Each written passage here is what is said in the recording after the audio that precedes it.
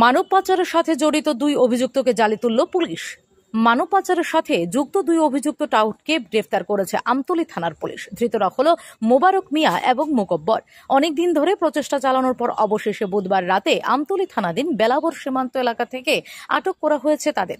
এ বিষয়ে সংবাদ মাধ্যমের মুখোমুখি হয়ে এসডিপিও শঙ্কর দাস জানান, গত 16 জুলাই আমতলী থানার পুলিশ দুজন বাংলাদেশি নাগরিককে আটক করে তাদের পুলিশ রিমান্ডে এনে জিজ্ঞাসাবাদ চালিয়ে মানব পাচারের সাথে যুক্ত মোবারক মিয়া এবং মোকব্বরের কথা জানতে পারে পুলিশ এবং তদন্ত নেমে দেখা যায় গোয়েন্দা সংস্থা এবং বিএসএফ এর কাছেও এই দুই অভিযুক্তের নাম রয়েছে।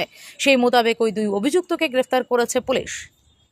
এই মাসের 16 তারিখ দুজন বাংলাদেশিকে আমরা অ্যারেস্ট করি।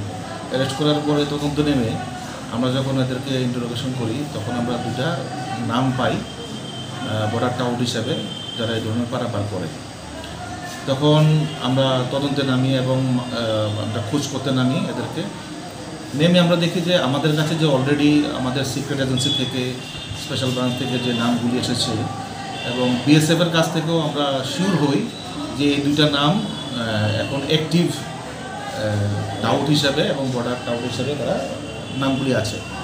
তারপর আমরা রেগুলার বেসিসে ওদের যে বাড়ি বা সাসপেক্টেড প্লেস, ওখানে আমরা সিক্রেট অপারেশন শুরু করি। তো গত প্রায় 10-12 দিন ধরেই আমাদের রেগুলার এটা অ্যাক্টিভিটিস ছিল, গভীর রাত্রে কখনো ওই সময়। আজকে গতকালকে রাত্রে আমরা যেই মিশনে নেমেছি, আজকে কিছুক্ষণ আগে আমরা সফলতা পেলাম এবং একজনের নাম মোকব্বর, একজনের নাম মোবারক মিয়া। ওরা দুজনেই বেলাবরের বাসিন্দা। ওদেরকে আমরা ধরতে সমর্থ হই এবং তারা ওই কেসটার সঙ্গে তারা রিলেট হয়েছে এবং ওদের যে প্রিলিমিনারি যে ইন্টারোগেশনে হলো ওরা সেটা স্বীকার করেছে।